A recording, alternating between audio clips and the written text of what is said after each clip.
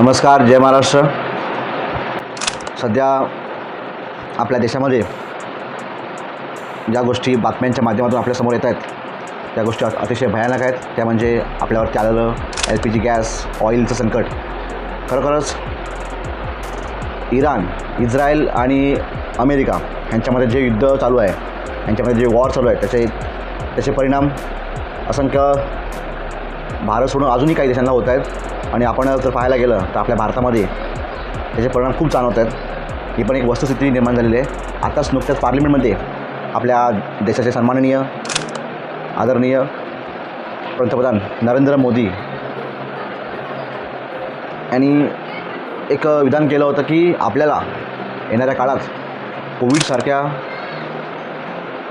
गोष्टीसाठी तयार राहणं गरजेचं आहे, एकजूट दाखवणं गरजेचं आहे, आपण त्यासाठी तयार राहणं गरजेचं आहे. अशी परिस्थिती येऊ शकते असं त्यांचं विधान होतं.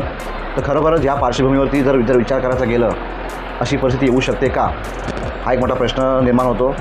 पण जी परिस्थिती जगासमोर आहे, आपल्या देशासमोर आहे, ती पाहता जर ज्या प्रकारे असं युद्ध कायमस्वरूपी राहिलं तर पुढे खरोखर येणाऱ्या काळात सामान्य माणसांचे खूप हाल होतील. सामान्य माणसांच्या जीवनाचे रोजच्या जीवनामध्ये खूप संकट निर्माण होतील. कारण जर गॅस महागला, गॅसचा पुरवठा झाला नाही तर त्यानंतर बाहेर असणारे हॉटेल्स, धाबे ह्या सगळ्या गोष्टी बंद होतील. त्यानंतर खूप साऱ्या गोष्टी रोजच्या जीवनावरती त्याचा परिणाम होईल. ट्रान्सपोर्टेशन महाग होईल, पेट्रोल वगैरे ह्या सगळ्या गोष्टींची कमतरता भासली तर ट्रान्सपोर्टेशन महाग होईल. ट्रान्सपोर्टेशन महाग झाल्यामुळं ज्या गोष्टी भाज्या, फळभाज्या, कडधान्य, बिळभाज्या सगळ्या ज्या आपल्या रोजच्या जीवनाच्या गोष्टी आहेत त्यासुद्धा महाग होतील. त्याचा पुरवठा होण्यासाठी कमतरता भासेल. अशा असंख्य गोष्टी होऊ शकतात असा सध्याचं चित्र आहे. त्याच्यामुळं सर्वच नागरिकांनी, सर्व भारतीयांनी आपल्या पंतप्रधानांनी एक सर्वांना सूचना केली की आपण ह्या गोष्टीसाठी तयार राहणं गरजेचं आहे, सतर्क राहणं गरजेचं आहे असं त्यांनी सांगितलेलं आहे. त्याच्यामुळं काही अफवा निघत आहेत, त्या अफवावरती आपण कितपत विश्वास ठेवा हे पण आपण स्वतःहून ठरवणं गरजेचं आहे. पण जी वस्तुस्थिती आहे त्याकडे पण सुद्धा तेवढ्याच गांभीर्याने पाहणं गरजेचं आहे. कारण येणारा काळ हा जेवढा आपण मानतो आहे, जेवढा आपण समजतो आहे तेवढा हा सोपा नसणार आहे, एवढं तर निश्चित आहे. कारण युद्ध अशा वळणावरती येऊन ठेवलेलं आहे की दोन्ही बाजूनी इस्रायल आणि इराण, त्याच्यामध्ये अमेरिका, इस्रायल हे यांचं युद्ध चाललेलं गेली मागे 1 महिन्यापासून चाललेलं युद्ध कुठे थांबायचं लक्षण दिसत नाही आहे. वारंवार युद्धाचे भडके वारंवार वाढत जात आहेत.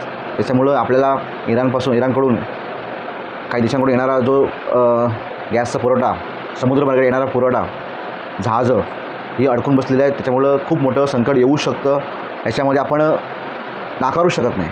त्याच्यामुळं सर्वसामान्यांना खरोखरच एक विनंती असेल की आपण सतर्क राहा, आपण योग्य त्या गोष्टीवरती विश्वास ठेवा, अचूक माहितीवरती विश्वास ठेवा, अफवावरती विश्वास ठेवू नका.